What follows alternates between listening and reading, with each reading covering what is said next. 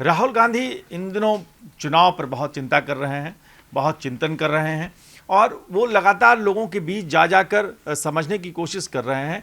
और बिहार में जब पहुंचे, वो बिहार में चुनाव होने हैं, उन्हें चिंता होने लगी कि कहीं महाराष्ट्र वाला हाल ना हो जाए, और उन्होंने एक आर्टिकल लिखा और उसके बाद ये चर्चा गर्म हो गई। अब जो व्यक्ति भोपाल में ये कह रहा था कि अब हम रेस के घोड़े तलाशेंगे, हम उन लोगों को चुनाव लड़ाएंगे जो जीत मुमकिन करें, वो व्यक्ति अचानक से यू टर्न लेता है और पूरी चुनाव प्रक्रिया पर फिर से बहस छेड़ देता है। जिस वक्त आपको लगता है कि कार्यकर्ताओं को ये जोश देना चाहिए कि हम दूसरे के अखाड़े में घुस के दंगल में हम उतरेंगे और मैच का पासा बदलेंगे। जिस समय आप देख रहे होंगे क्रिकेट के मुकाबलों में, जिस समय ये होता है कि आप दुश्मन के साथ लड़ेंगे, अपने विरोधियों को हराएंगे, उस समय अगर आप आकर ये कहने लगें कि पिच ही खराब है, इस पिच पे तो हम जीत ही नहीं सकते, ये पिच तो बैटरों के लिए बनाई गई है, ये पिच तो बॉलर के को हेल्प नहीं करेगी, तो इसका मतलब है कि आप फिर बहाने तलाशने लगते हैं। और यही बात चिराग पासवान ने कही कि भाई अभी तो चुनाव शुरू भी नहीं हुआ साहब, अभी से आप ये कहने लगे कि चुनाव चोरी हो रही है, मैच फिक्सिंग हो रही है, महाराष्ट्र की तरह बिहार में भी मैच फिक्स हो जाएगा, तो फिर लड़ेंगे कैसे, घोड़े दौड़ेंगे कैसे? अगर आपको मैदान पर ही यकीन नहीं है कि मैदान हमारे घोड़ों के लिए मुफीद होगा, तो फिर फाइट होगी कहाँ? जब आप पहली कदम ही गलत रख देंगे शैलेंद्र जी, तो फाइट होगी कैसे? नहीं, राहुल गांधी के पास ऑप्शन क्या है, हमको ये देखना पड़ेगा।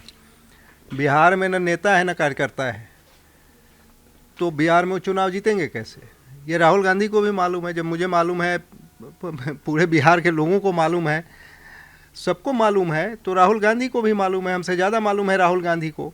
तो जब नेता नहीं है, कार्यकर्ता नहीं है, चुनाव मैदान में उतर रहे हैं, वो कहते हैं ना कि गाय की पूंछ पकड़ के बैतरनी पार करने की स्थिति है। आरजेडी का सहारा है, जिसके सहारे कुछ सीट मिल जाएगी तो मिल जाएगी। तो उनको मालूम है कि उनकी हैसियत नहीं है बिहार में चुनाव लड़ के खुद से जीतने की। तो अब वो क्या करेंगे? वो ब्लेम गेम कर रहे हैं। वो पहले से भी यही रट लगाए हुए हैं। महाराष्ट्र को अब तक वो नहीं समझ पे, या तो उनको फीडबैक सही नहीं दी जाती है, ज़मीन पे खुद उतर के फीडबैक लेते नहीं हैं। महाराष्ट्र में मुझे लगता है कि वो उनके स्थानीय, उनके जो नेता रहे होंगे या उनके जो विंग रही होगी वहाँ की, उसने उनको फीडबैक दिया, बड़े अच्छे फीडबैक दिए होंगे, जबकि रियलिटी इसके उलट थी। तो उस चीज़ को अब तक नहीं पचा पा रहे हैं, अब तक उसको या तो लेके बैठे हुए हैं। और दूसरी चीज़ की ये तो बहानेबाजी है, जैसा आज चिराग ने भी कहा, प्रफुल्ल पटेल ने भी कहा, बीजेपी तो कहीं रही है। एक चीज़ मैं लगातार बिहार चुनाव को हमने बहुत देखा, टीएन शेषन जब आए थे तब बिहार का चुनाव पूरा बदल गया था। उसके पहले कहा जाता था कि वहाँ मतपेटी से जिन्न निकल आते हैं, और ये वही लालू की पार्टी थी जो जिन्नात के आरोपों को झेल रही थी।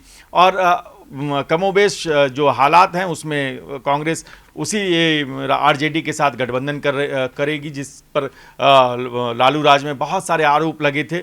ये पहली बार कहा गया कि टीएन शेषन के आने के बाद चुनाव अच्छे से हो पाया था, और वो बिहार चुनाव ही था जहां से टीएन सेशन की तरह चमके थे। मुझे लगता है शैलेंद्र जी को वो याद होगा।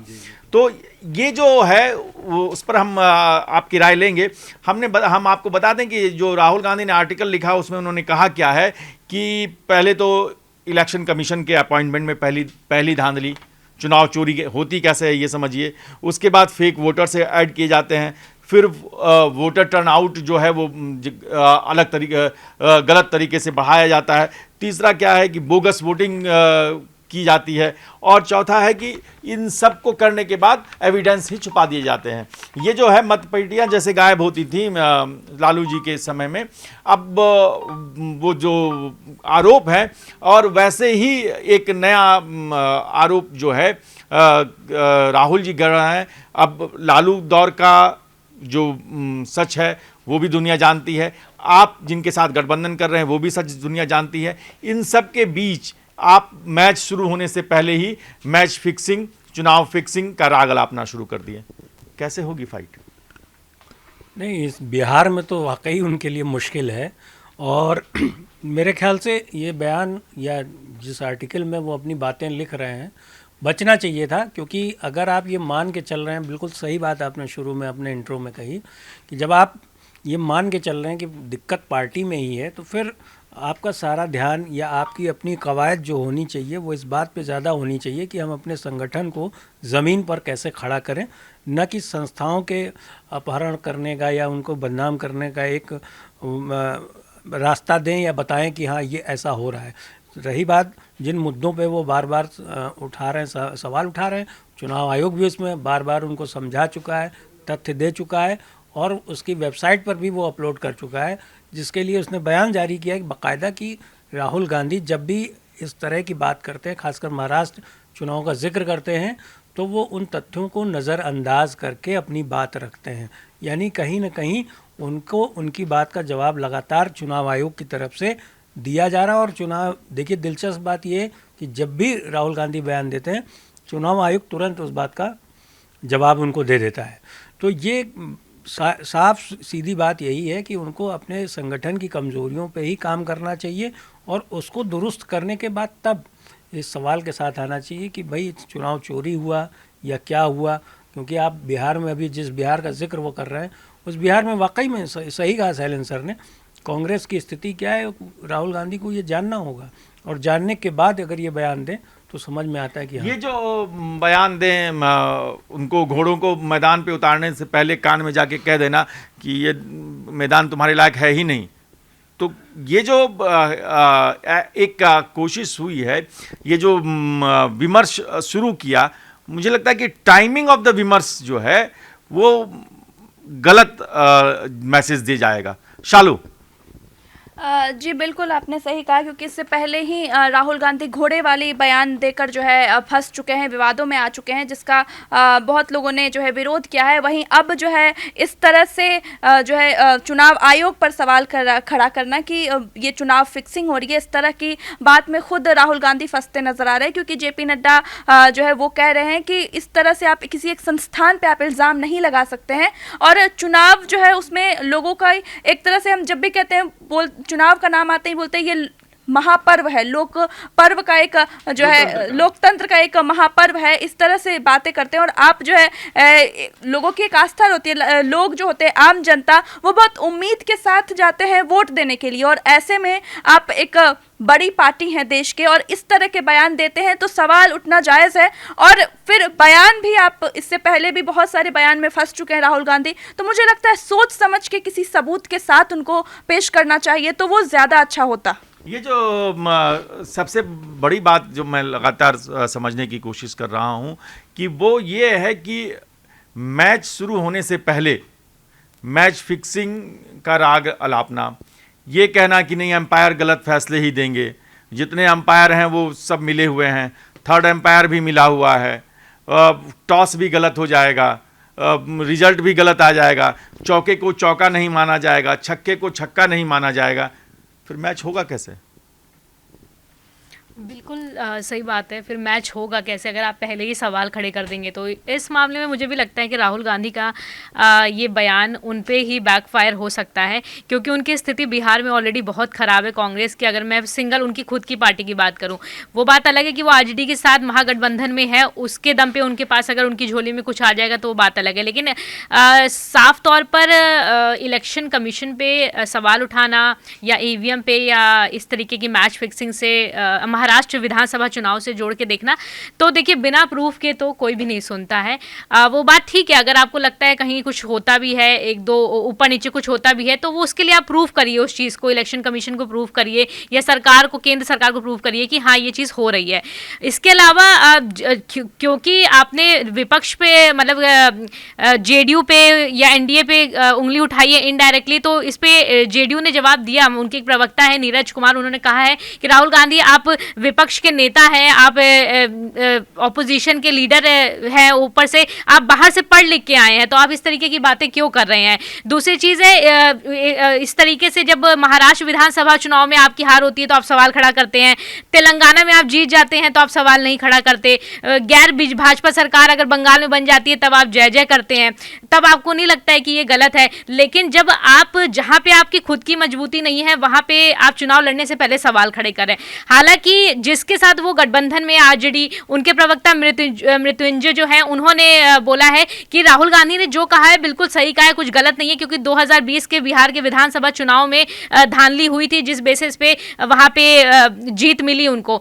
तो लेकिन आप देखिए कि अब पक्ष विपक्ष का मामला आ गया है। राहुल गांधी की अगर मैं पर्सनल बात करूं तो उनका ये वाला बयान डेफिनेटली उन पे बैकफायर हो जाएगा, क्योंकि अभी चुनाव हुए नहीं है, चुनाव के नतीजे आए नहीं है, पहले ही एक एजम्पशन बन गया है। एजम्पशन बन गया। देखिए, चुनाव प्रक्रिया के बारे में जो थोड़ी बहुत समझ हम लोगों की है और जो हम लोग देखते आए हैं, एक चुनाव आयोग है, उस पे नीचे आईपीएस हैं, आपके डीएम साहब हैं जो मुख्य चुनाव अधिकारी होते हैं, उसके नीचे एक पूरा पैनल होता है जो वोटिंग कराते हैं, प्रिजाइडिंग ऑफिसर्स होते हैं, उसमें शिक्षक जाते हैं, उसमें अलग अलग विभागों के अधिकारी जाते हैं, और पॉलिटिकल पार्टीज़ होती हैं, काउंटिंग सेंटर्स पर लोग होते हैं, अलग अलग पार्टियों के नुमाइंदे वहाँ होते हैं। और ये जो लेयरिंग है, इसमें बहुत एक के बाद एक अर्धसैनिक बलों की तैनाती होती है, पुलिस सिस्टम होता है, और आप एक झटके में कह देते हैं कि सब भ्रष्ट है।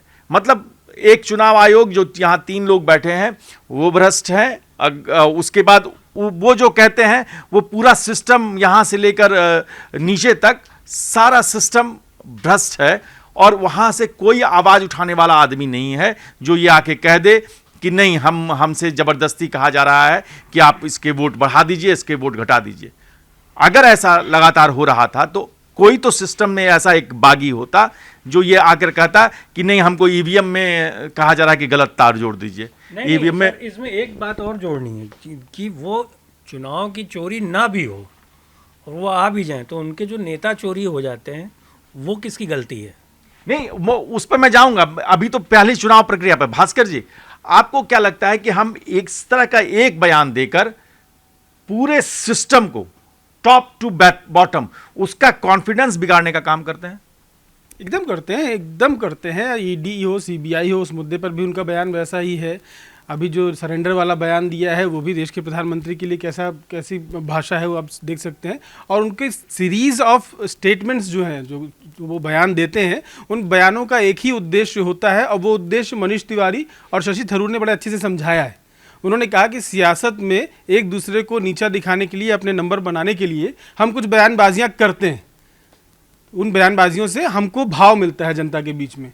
तो मुझे लगता है कि राहुल गांधी का ये बयान केवल जनता के बीच अटेंशन पाने के लिए का एक जरिया है, सच्चाई से बहुत दूर है। हालांकि कुछ अखबारों में इस तरह की खबरें छपी थी कि वोट परसेंटेज में हेराफेरी की गई, अचानक से 6 दिन बाद, 8 दिन बाद, 10 दिन बाद वोट परसेंटेज बढ़ जाता है, ये बाकायदा खबर छपी थी।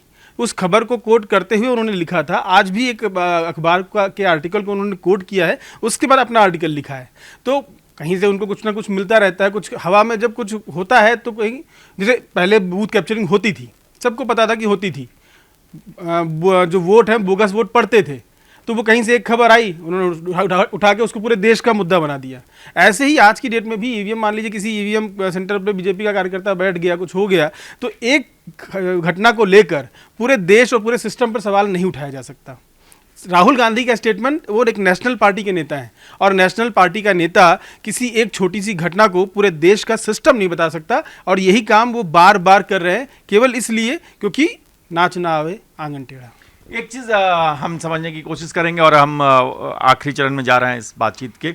हम जो मैच से पहले ये जो मैच फिक्सिंग वाला बयान राहुल गांधी ने दिया है, उससे कांग्रेस कार्यकर्ताओं का, कांग्रेस के जो रेस वाले घोड़े हैं, उनका उत्साह बढ़ेगा या घटेगा? क्या राय है आपकी? सर, इसमें 50-50 है मुझे लगता है, लेकिन घटेगा 60% कह सकते हैं कि घटेगा, क्योंकि जब पहले से ही आप किसी को ये चीज़ बता दो कि हम तो वहाँ पे ये सब होता ही है, तो फिर प्रिपरेशन करने की ज़रूरत क्या है। तो ऑब्वियस ही बात है 60% घटेगा, 40% वो नॉर्मली रहेगा। आपको क्या लगता है कितने परसेंटेज? उनका नुकसान है राहुल गांधी का 100%। बिल्कुल नुकसान है। आप चुनाव में ये कह के नहीं जा सकते कि ये चुनाव फिक्स है। ये जो चुनाव फिक्स है, तो ऐसा भी तो हो सकता है कि डबल तैयारी का जोश आ जाए। क्या लग रहा है आपको, कितना फायदा होगा, कितना नुकसान? परसेंटेज शुरुआत कर दी उन्होंने। नहीं। 60-40 कहा है उन्होंने, आप क्या कर रहे हैं? कार्यकर्ता तो हतोत्साहित हो जाएंगे। कार्यकर्ता जब नेता ही पहले मान रहा है कि भाई नहीं जीतना है, तो कार्यकर्ता के हतोत्साहित होना स्वाभाविक है। लेकिन मैं फिर वही कहूँगा, ये तो तब ना हो जब कार्यकर्ता हो आपके पास लोकल लेवल पर नेता हो, तब ना वो हतोत्साहित होगा। आपको मालूम है कि हमें जो मिलना है वो आरजेडी के कृपा से मिलना है बिहार में, इसलिए इतना खुल के ये बयान दे रहे हैं। ये जो है लगभग ये भी वोट राहुल और कांग्रेस के अगेंस्ट है, आपका क्या है? नहीं, मुझे लगता है हतोत्साहित होंगे, क्योंकि अब कार्यकर्ताओं को, जैसे बच्चे हैं, उनको पता है कि इन 10 बच्चों को टॉप 10 में आना है, तो दूसरे बच्चे पीछे हो जाते हैं, यार सारा पता है यही जीत रहे हैं, यही नंबर 1 आएंगे, तो मेहनत क्या करना है। तो वो वही राहुल गांधी कर रहे हैं, उनका स्टेटमेंट यही कह रहा है कि बीजेपी जीत जाएगी। लेकिन मैं फिर कह रहा हूँ ये गलत है। नहीं तो बीजेपी की तीसरी बार सरकार अल्पमत में न बनती, उसको समर्थन न लेना पड़ता, हिमाचल में कांग्रेस की सरकार न बनती, और बाकी कुछ राज्यों में विपक्ष की सरकार न बनती। कर्नाटक, ये जो लगातार हम समझने की कोशिश कर रहे हैं। हाँ, जैसे अभी उन्होंने बात कही, तो उसमें एक चीज़ ये होता है ना कि किसी बच्चे की बहुत अच्छी मेहनत और मास्टर का मूल्यांकन दोनों शक के दायरे में आ ही जाता है, अगर ये चीज़ कह दी जाए कि फिक्स है। नहीं, क्या होता है कि कई बार बायस्ड होने पे भी आप जब क्वेश्चन अटेम्प्ट करते हैं तो नंबर देना पड़ता है। ऐसा नहीं है कि पूरी कॉपी लिखी हुई है और 0 नंबर बैठा दे मास्टर साहब, ऐसा नहीं होता। राहुल तो यही कह रहे हैं। तो ये जो है तैयारी करनी चाहिए, इम्तिहान है तो लड़िए, भिड़िए और आगे बढ़िए। और राहुल गांधी जो कुछ कह रहे हैं उस पर सोचिए, विचारिए, आपकी क्या राय है वो भी आप साझा कीजिए। कि अगर रेस के घोड़ों को रेस से पहले ये कह दिया जाए कि रेस तो फिक्स है, फिर होगा क्या, कैसे होगी फाइट? कमेंट कीजिए, बताइए। देखते रहिए हमारा प्लेटफॉर्म।